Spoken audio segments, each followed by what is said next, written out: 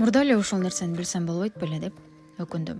Айымдар эртең менен туруп эле иш башталат. Кечке бүтпөйт, чарчайсың, эртеси кайра эле ошол жумуш кайталана берет.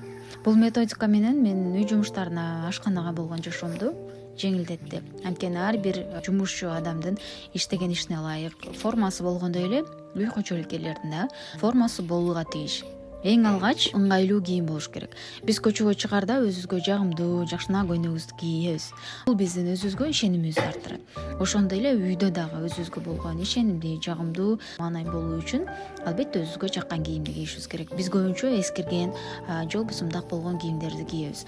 Ал кийимдерди ыргытып, жаңы атайын ашканаңызга, үйүңүзгө кийген ыңгайлуу кийим алыңыз.